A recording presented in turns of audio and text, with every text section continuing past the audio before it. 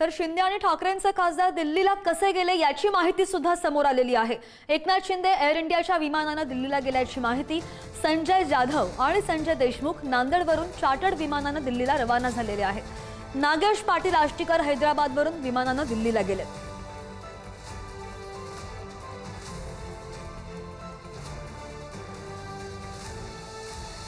शिंदे आणि ठाकरेंचे खासदार दिल्लीला कसे गेले याची माहिती सुद्धा समोर आलेली आहे, कारण की जवळपास सगळेच आमदार आणि खासदार सध्या दिल्लीमध्ये आहेत।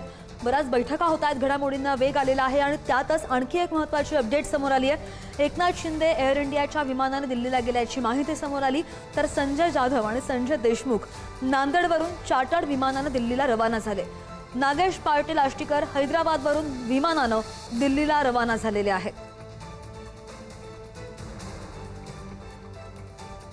आजचा दिवस राजकीय दृष्ट्या अतिशय महत्त्वाचा, कारण की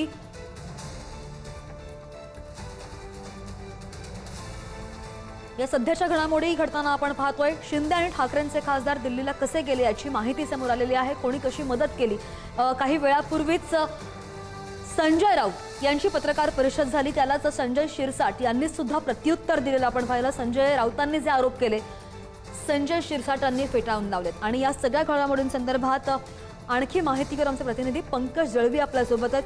पंकज, खासदार दिल्लीला गेले ते आपल्याला माहिती आहे, मात्र कसे गेले ही अपडेट आता समोर आलेली आहे। खासदार दिल्लीला पोहोचवर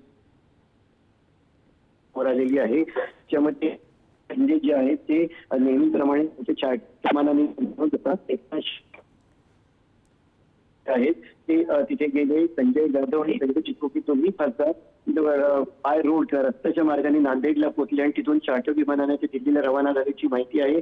नागेश पाटील आष्टीकर हे खासदार रस्ते मार्गे जे आहे ते हैदराबादला गेले आणि तिथून व्यावसायिक विमान जे आहे त्यांनी दिल्लीला पोहोचले। ओमराजे निंबाळकर यांनी थेट मुंबई गाठली, दिल्लीला गेली। पंकज, तांत्रिक अडचणी आहे, तुमचा आवाज व्यवस्थित येत नाही, अपडेट घेत राहू। धन्यवाद दिलेल्या माहितीसाठी।